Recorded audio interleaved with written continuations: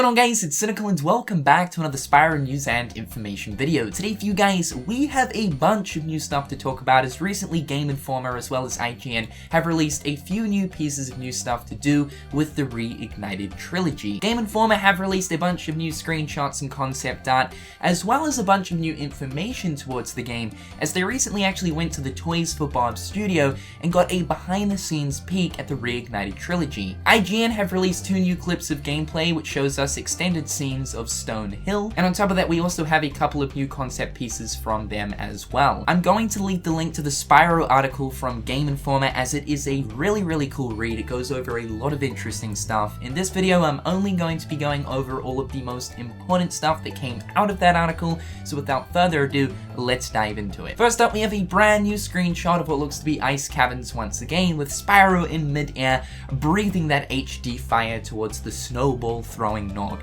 looking absolutely beautiful. The bottom caption reads, "Spyro's fire breath won't just torch enemies, it can melt ice and burn grass." Now, we've already seen within gameplay clips that Spyro's fire breath reacts to that of the environment. We've already seen the grass reacting in the way that it actually burns once you've breathed the fire, so that's some really cool attention to detail. But even furthermore, for worlds that hold an ice-based environment, the fire breath will also react to that of the ice as well. Here we have a concept art of Toasty, the very first boss you come across in Spyro 1. We of course saw him within the initial reveal trailer, but here it's the concept, and I have to say, when you compare this Toasty, the one we have in the Reignited Trilogy, to the original Toasty, yeah, Toys for Bob have made some pretty damn major improvements. Again, still basing it off the original, keeping everything quite authentic, but essentially just adding that extra layer of detail. Super cool to see. And speaking towards authenticity and keeping things based around the original, Gameinformer got a little bit of information towards the design process of the Reignited Trilogy and recreating all of the original levels. This is what has been explained. Toys for Bob rebuilt all of the games from scratch in the Unreal Engine 4 and developed tools to extract as much data from Insomniac's games as possible. It wasn't the actual source assets, however, says Peter Kavik, the tool allowed us to map out the precious placements of objects in the world and the lines things traveled on. We have all of that accurately captured and recreated here. Insomniac was able to rely on the exact level meshes and use them for paint overs for the artists. They also used the original collision meshes to deliver what is essentially the exact same experience, but with a fresh coat of paint. The original game is basically running under a bunch of layers. So from the sounds of this, essentially Toys for Bob used the original skeletons of the maps found within the Spyro games and simply built off of those. Of course, like Peter explains, what's being used in the game itself is not using the original source assets. Everything has been entirely recreated from the ground up. The process of this sounds very interesting, especially when you're recreating something from so many years ago. Obviously, technology has advanced so much since then, and so for some instances, we'll probably notice that within some of these worlds that the geometry will be a slight bit different compared to that of the original. Of course, I'm not expecting one-to-one geometry with the levels. I think something like that would just be complete madness, but as long as it follows the same path as the original levels, I think we're good to go. From the sounds of it, Toys for Bob are doing a splendid job with recreating all of these levels, and from what we've seen so far, this remake is looking extremely promising. We have a brand new concept art of the ice caverns, looking very nice. Obviously, the architecture in this world has been sort of redesigned with the idea of kind of like castle architecture, which I guess you could say that like in the original, the architecture that was found within the ice caverns is still kind of based around castle architecture, but this time around, because detail is just so much more prominent in modern day gaming, it's a lot easier to distinguish what kind of culture the architecture is actually aiming for these days. And from this concept art, we can clearly see that it's using some form of castle architecture, which looks nice. An appropriate aesthetic for that of Spyro. Next up is another brand new screenshot, and this time it looks like it's based in Alpine Ridge. We also have our first look at what the beast from the game is looking like, but now within the Reignited Trilogy. Next up is some brand new concept art of Magic Crafters, the third homeworld of Spyro 1, looking very nice, a lot more green compared to the original. Obviously this is only a concept art, but it will be based on what we're seeing right here. here. It looks like there's going to be a lot more foliage, and I think we're just seeing more of that in general within the worlds.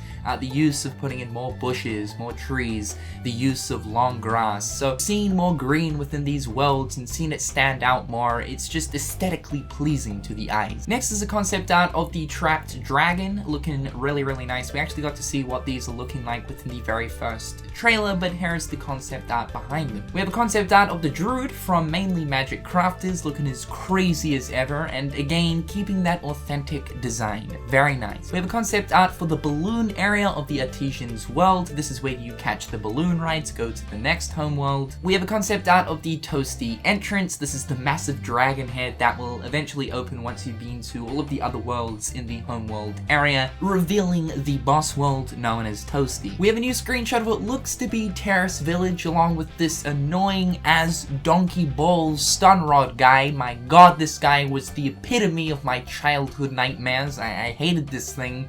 Screw this thing, but he's looking good. He's looking good. In regards to enemy behavior and movement, this is what was stated. The enemies that prowl these stunningly detailed environments offer the same behaviors and basic designs as before, but are now filled with life. We come across a scruffy white dog, but don't engage it. We instead sit back to see what it will do.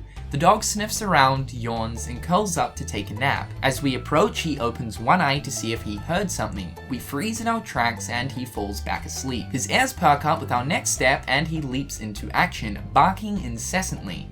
A blast of fire breath burns his hair off, revealing a hilariously skinny pup underneath. So this is pretty cool. It seems to be that the enemies of the worlds will now have like little idle animations, opposed to just kind of walking in a set path going backwards and forwards, or just simply standing there pretty much doing nothing. It would seem to be that Toys for Bob have given the enemies that inhabit these worlds a sense of life with idle animations. So essentially the enemies will do little different animations and things while they're not engaged in combat, like what was described in this small little paragraph with the dog. And by the way, I think they are referring to the dogs from the Toasty level. And also there is going to be one big change, which isn't groundbreaking or anything, but I think it is a change that is quite welcomed.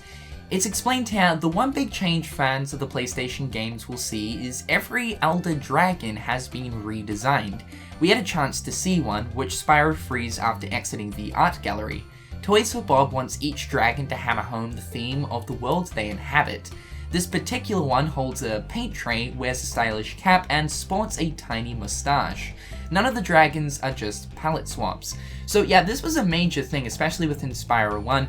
The basis of that game is that all of the dragons have been crystallized, and it's your job as Spyro to go through all of these worlds and rescue them. The dragons that you would rescue in the original PlayStation 1 version were pretty much the same in terms of the model they used for the Elder Dragons. There were like a couple of different models where some might be skinny, some might be larger than others, some might be fatter than others, but for the most part it was generally the same dragon that was used throughout the entirety of the game. Often we would see the same dragon but with a palette swap. So this time around, Toys for Bob are actually making, from the seams of it, every single dragon unique, which I think is pretty cool. And like I said, it's a welcome change to the game. It's not changing anything drastic or anything like that. And like Gameinformer explained here, each dragon is going to have like different themes. So this one in particular was holding a paint tray, he was wearing a stylish cap, and he also had a small little mustache. More so, they said specifically that the dragons and the way that they are themed will be themed according to the world that they are currently in. So as an example, there is a level in the game known as Wizard Peak. I assume that the dragons in that world will be themed after wizards. We can probably expect one to be holding a staff, another one to be wearing a wizard's hat. You catch my drift. It's a way of making each dragon that you come across feel unique, so I like this change. It is welcome. And last up, we have two new gameplay clips from IGN. This is more Stonehill gameplay, and it's basically the same gameplay that you guys have already seen, but from like a different angle, and it's not all cut up and edited or anything like that. This is raw gameplay, boys. And again, I just cannot express it enough. I am so excited for this game. I mean, visually, it's just looking absolutely amazing, and it's so cool to see these childhood games in modern day standards. It's a really amazing thing, you know. We're seeing like the very first Ratchet and Clank that came out a few years ago, seeing like the original places we went to in the first game, but looking, you know, modernized, and then of course seeing, you know, Crash Bandicoot 1 through to 3 that came out last last year within the Insane Trilogy with the graphics looking amazing. And now in 2018, we're sitting here with Spyro ready to get all 3 of his original games brought up to modern day standards. I mean, we are living in beautiful times as of right now, ladies and gentlemen. Our childhood is creeping back to us. Really excited to see more Spyro this week. As we know, E3 is currently going on, and there's most likely going to be a Spyro drop at some stage, so yes, cannot wait for that. However guys, I've been Cynical. Hopefully you dudes are having a fantastic day, and until next time guys, I'll catch you later. Peace.